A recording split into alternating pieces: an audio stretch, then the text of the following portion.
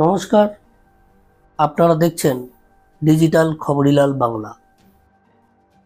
রাজ্য থেকে একের পর এক জঙ্গি গ্রেপ্তার হয়েছে, যা নিয়ে ক্রমাগত প্রশ্নের মুখে পড়তে হচ্ছে রাজ্য পুলিশকে। রবিবার সাংবাদিক সম্মেলনে সমস্ত প্রশ্নের জবাব দিলেন রাজ্য পুলিশের ডিজি রাজীব কুমার। তিনি জানিয়েছেন, রাজ্য এসটিএফের গোপন খবরের ভিত্তিতে জাভেদ মুন্সি গ্রেপ্তার হয়েছিল। অনেকে দেখানোর চেষ্টা করছে জম্মু কাশ্মীরের পুলিশ এসে তাকে গ্রেপ্তার করেছে, আর আমরা কিছুই করছি না। এটা ভুল। এর আগেও অবশ্য সম্প্রতি অসম পুলিশের এসটিএফের সহযোগিতায় রাজ্য থেকে গ্রেপ্তার হয়েছে 2 জঙ্গি। অন্যদিকে জাল পাসপোর্ট নিয়ে আদালতে ভৎসনার মুখে পড়েছে কলকাতা পুলিশ।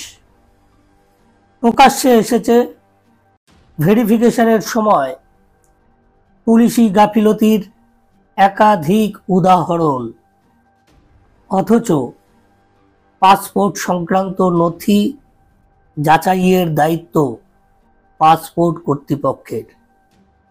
সেই নিয়মেই রয়েছে গ্যারাকল। সেক্ষেত্রে একাধিক ফাঁক রয়েছে বলে অভিযোগ করলেন রাজ্য পুলিশের ডিজি রাজীব কুমার। বিষয়টি নিয়ে ইতিমধ্যেই বিদেশ মন্ত্রককে চিঠি দিয়েছে রাজ্য পুলিশ।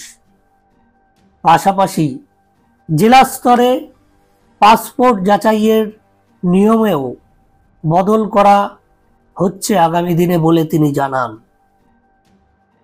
বিদেশ মন্ত্রককে লেখা চিঠিতে রাজ্য পুলিশ জেলা স্তরের ফাঁকফোকরের বিষয় তুলে ধরেছে বলেই জানা গিয়েছে,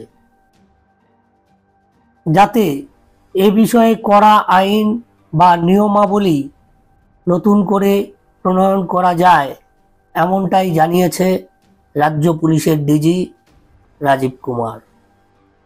সীমান্তের ওপারে অশান্ত পরিবেশ, মাথাচাড়া দিয়েছে ভারত বিদ্বেষী বিদ্বেষ। এই পরিস্থিতিকে কাজে লাগিয়ে একপাল সন্ত্রাসের জাল বুনছে জিহাদিরা। এমন অবস্থায় বর্ষ শেষে বর্ষবরণের অনুষ্ঠানে মাতবে তিলোত্তমা। স্বাভাবিকভাবেই অপ্রীতিকর ঘটনা এড়াতে সতর্ক রাজ্য পুলিশ। রবিবার সাংবাদিক সম্মেলন করে রাজীব কুমার জানান, এবার থেকে জেলা স্তরে পাসপোর্টের জন্য জমা পড়া নথি যাচাইয়ের সম্পূর্ণ দায়িত্ব থাকবে জেলার পুলিশ সুপারের ওপর। কলকাতার ক্ষেত্রে হলে ডেপুটি পুলিশ কমিশনারের ওপর। রাজ্য পুলিশের ডিজি আরও জানিয়েছেন, পাসপোর্ট সংক্রান্ত যাবতীয় নথি যাচাইয়ের দায়িত্ব পাসপোর্ট কর্তৃপক্ষের। সেক্ষেত্রে একাধিক ফাঁক রয়েছে। ফাঁক ফোকরকে কাজে লাগিয়ে জাল পাসপোর্ট বানিয়ে নিচ্ছে অনেকেই। এখন দেখার আগামী দিনে রাজ্য পুলিশ, কলকাতা পুলিশ এবং বিদেশ মন্ত্রক, এই 3 দায়িত্বপূর্ণ দপ্তর, তারা এই জাল পাসপোর্ট রুখতে কতটা তৎপরতা দেখায়।